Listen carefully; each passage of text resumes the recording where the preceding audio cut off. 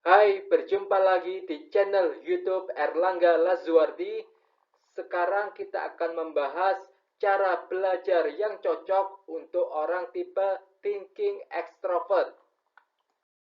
Sebelum masuk ke materi, apabila kalian merasa penyampaian saya agak lambat, kalian bisa mempercepat playback speed di menu setting YouTube.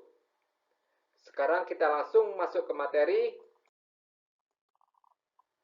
Manfaat kita mengetahui ini adalah agar kita mampu belajar secara efektif dan efisien sehingga prestasi belajar meningkat secara signifikan. Perlu dipahami bahwa kesembilan tipe kepribadian genetik Stephen memiliki gaya belajar yang unik yang berbeda satu sama lain. Gaya belajar ini dipengaruhi oleh kepribadian genetik orang yang bersangkutan. Apabila kita menggunakan gaya belajar tipe kepribadian lain, maka gaya belajar tersebut tidak memberikan dampak yang maksimal terhadap prestasi belajar kita. Untuk itu, kita seharusnya memanfaatkan gaya belajar yang sesuai dengan kepribadian genetik kita. Berikut ini adalah ringkasan cara belajar yang cocok untuk orang tipe thinking extrovert. Terdiri atas 6 cara, mulai dari bernalar, mengumpulkan data, menskemakan, memilah, meluas, dan yang terakhir berpindah. Di slide selanjutnya, kita akan membahas lebih rinci semua cara belajar ini satu persatu. Pertama, bernalar, yaitu membuat hubungan sebab akibat yang rasional dari materi pelajaran. Rasional artinya mengolah dan mengelola data secara konsisten. Jika inputnya ini, maka outputnya pasti itu. Untuk berkomunikasi dengan orang thinking extrovert, gunakan kalimat seperti coba kamu pikirkan. Contoh bernalar, jika A, maka B. Kedua, mengumpulkan data. Orang thinking extrovert membutuhkan data agar dapat bernalar. Untuk itu, dia juga perlu belajar cara mengumpulkan data.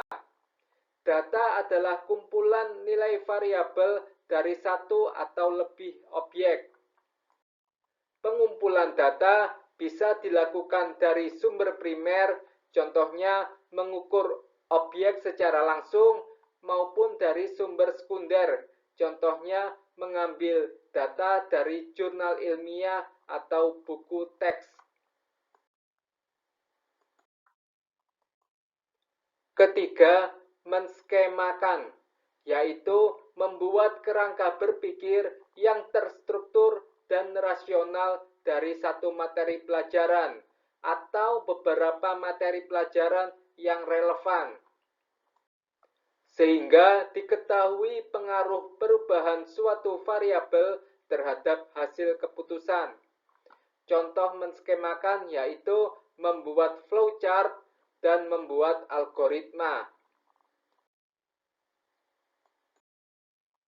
Keempat, memilah, yaitu mengelola data yang sudah diolah atau dimanipulasi, bukan lagi data mentah, sehingga data tersebut siap dimasukkan ke dalam kerangka berpikir. Contoh, jika data mentah memiliki satuan yang beragam, maka data mentah tersebut terlebih dahulu dikonversi ke satuan yang sama, baru kemudian dibuat tabel data. Kelima, meluas, yaitu mempelajari beberapa materi pelajaran yang berbeda yang berpengaruh terhadap satu kerangka berpikir. Namun belajarnya secara tidak mendalam, cukup intinya saja. Yang penting sudah memahami kerangka berpikir dari tiap materi, sehingga dapat melogikakan banyak materi sekaligus. Contoh, mendesain produk mempertimbangkan hal teknis, estetika, antropometri, material, dan legal. Keenam, berpindah. Teknik kalibrasi thinking extrovert adalah berpindah tempat, sehingga belajar di beberapa lokasi berbeda dapat memperpanjang durasi belajar. Contohnya, sistem moving class atau pindah kelas, belajar di luar kelas seperti di perpustakaan, laboratorium, dan tempat ibadah, atau study tour. Baik, itu saja yang bisa kita bahas kali ini. Jangan lupa subscribe channel YouTube ini, Erlangga Lazuardi. Apabila kalian butuh informasi tes TVIN, misalnya lokasi tes TVIN yang paling dekat ada di mana, silahkan hubungi saya melalui WhatsApp di nomor WhatsApp saya ini. Apabila kalian ada pertanyaan atau mungkin ada yang belum jelas, silahkan sampaikan pertanyaan kalian di kolom komentar di YouTube. Semoga video ini bermanfaat. Sampai jumpa di video selanjutnya. Terima kasih.